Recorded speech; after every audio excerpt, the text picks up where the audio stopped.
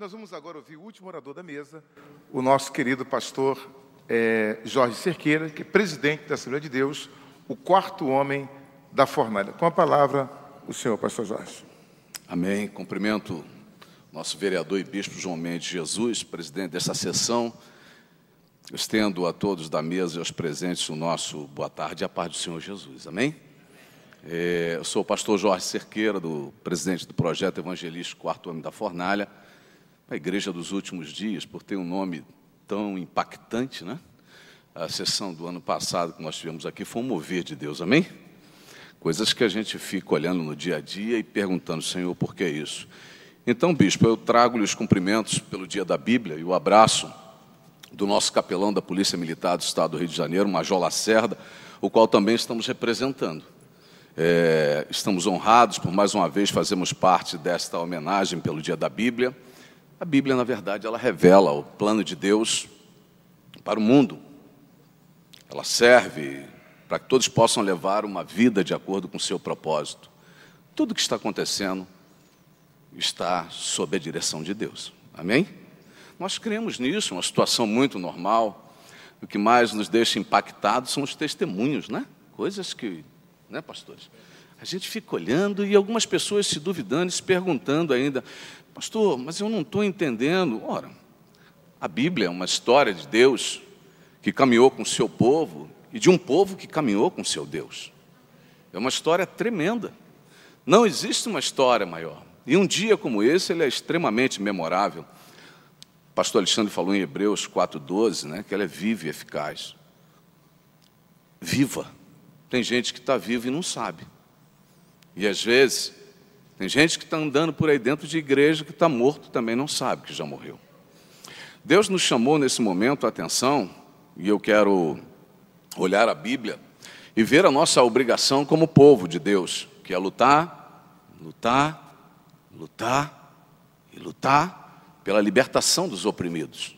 Eu queria fazer um desagravo. Talvez esse seria um momento ímpar para isso. Lutar e orar pelos filhos do Brasil. Nós estamos numa casa de leis. Nós estamos numa sessão que tem uma estrutura de força espiritual muito grande. Estamos aqui em rede de TV.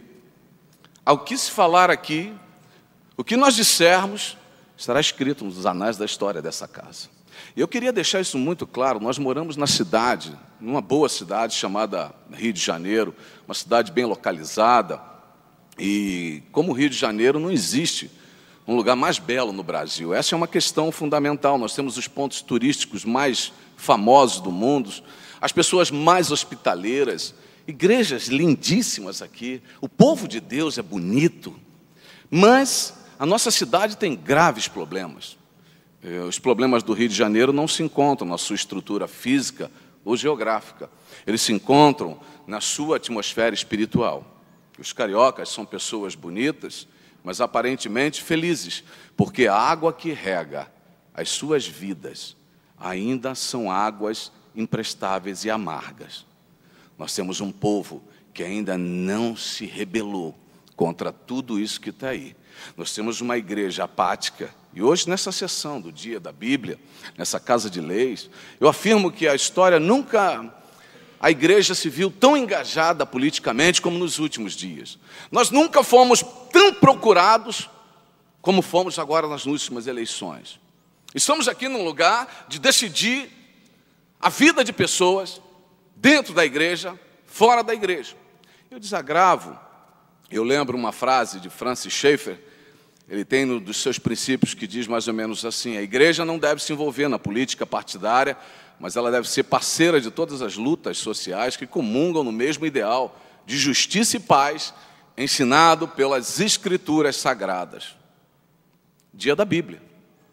Nós precisamos amplificar a força que está na palavra de Deus. Nós precisamos resplandecer a glória de Deus em todos os cantos da cidade do Rio de Janeiro. E eu quero situar aquilo que eu estou dizendo de uma forma muito rápida. No dia 31 de outubro, agora desse ano, no acesso à Ilha do Governador, nós vimos lá a reportagem do RJTV, vários jovens correndo para a direita, para a esquerda, pessoal da prefeitura atrás, a polícia militar atrás, todos eles, mulheres, idosos, homens, todos eles viciados em crack. E o mundo, o povo começa agora a ter congresso de crack, contra o crack, a favor do crack, contra isso, prende, solta, e a igreja fica olhando para isso tudo. Nós estamos no final do ano, igreja. Ano novo, 2013.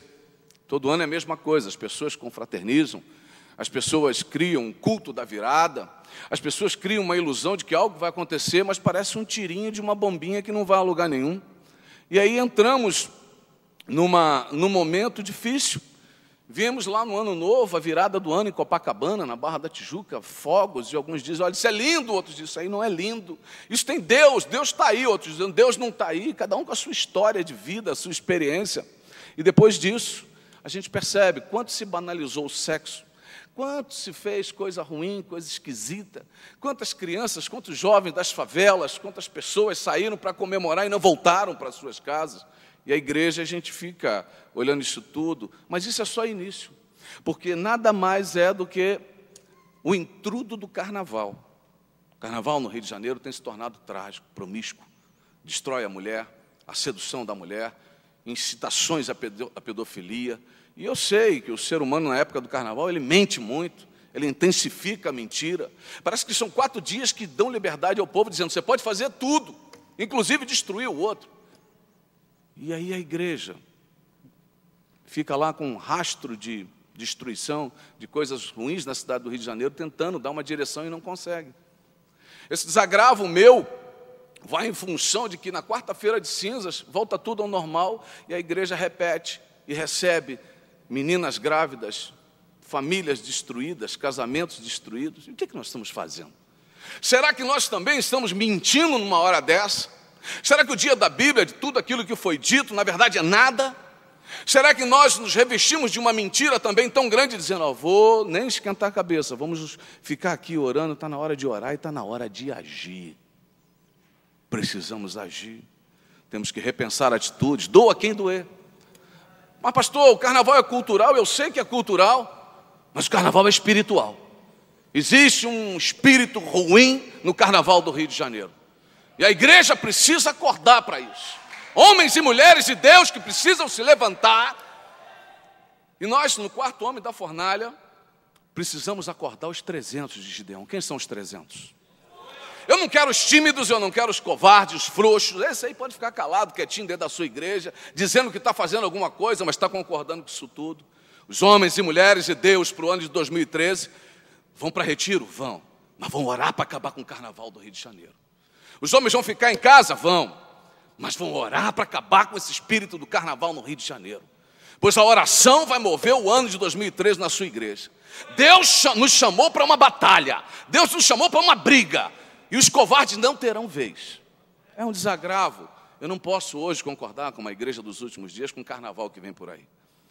E bispo, eu sei que o senhor é autor de um projeto de lei que tramita aqui na Câmara dos Vereadores. Talvez muita gente ainda não saiba disso. Eu já ouvi até falar que o prefeito vai querer terceirizar o carnaval.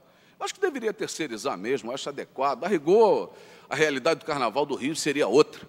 Porque terceirizando, bota o Mickey e o Pateta para desfilar na Marquês de Sapucaí, está muito bom. Esses temas malucos de não sei o que, veio para lá, que vai jogar água, não está interessante. Esse negócio de baiana está jogando água, varrendo o sambódromo, então eu vou lá e vou jogar uma tonelada de sal grosso e vou limpar esse sambódromo, porque assim como foi feito com o Jericó, será feito um sambódromo do estado do Rio de Janeiro. Se tem que profetizar, a igreja tem que acordar. Se eu sou louco, cadê os loucos por Jesus aí? Eu só quero falar com os que são fanáticos. A igreja tem que acordar. Não podemos ficar aqui nos escondendo com brincadeiras, fazemos reuniões, falamos coisas, minha igreja está vazia. A tua igreja está cheia do Espírito Santo, você que ainda não aprendeu. Se um abriu a porta da tua igreja está cheia e lotada. Para de ver com visão humana, dizer que tua igreja está vazia, que minha igreja é pequenininha. Para de mentira. Dia da Bíblia, dia de fazer alguma coisa. E travar esse espírito do carnaval é muito... pastor, você vai mexer com contravenção, você vai mexer com dinheiro. O dinheiro é um Deus. Se botar o joelho no chão, um justo botar o joelho no chão, Deus quebra Mamon, quebra o sistema financeiro, quebra o banco, assim como quebrou a Europa. Deus vai fazer, amado. Deus vai fazer. Jesus é o príncipe da paz, mas não nos chamou para a paz, nos chamou para uma guerra. A espada está na tua mão. Acorda, igreja. Eu queria convidar o nosso vereador, porque o projeto de lei 1118, se não me engano, que trata do Dia da Prevenção e Combate ao Crack, é de Vossa Excelência. Nada mais pertinente. Em janeiro eu vou fazer um congresso. Eu aqui encontrei com o meu amado amigo e pastor Sérgio Furtado, representante da Sociedade Bíblica, que já disse para mim: pastor, pode ser feito na Casa de Cultura da Bíblia, aqui no centro da cidade, apenas me dê a data que nós vamos planejar. Então, já quero lhe convidar para ocupar a mesa de debates nesse dia, do primeiro congresso do movimento Eu Sou Contra o Carnaval do Rio de Janeiro. Você está convidado. Ah, pastor, mas eu acho que eles têm direito a carnaval. Cultura é cultura. Espírito vou jogar por terra em nome de Jesus. Que eu não vou concordar. A igreja não pode concordar. Nós somos levantados para uma batalha, para uma briga. Com esse convite, eu queria ouvir do senhor. Se o senhor estará. O senhor pode contar conosco, com a igreja do Senhor Jesus. Amém? Somos contra tudo que vem contra a sociedade carioca e brasileira. O senhor pode contar conosco. Parabéns pela sua iniciativa. Eu creio que o Espírito de Deus lhe imbuiu para o senhor trabalhar nessa direção. Pastor Cerqueira e o quarto homem da fornalha.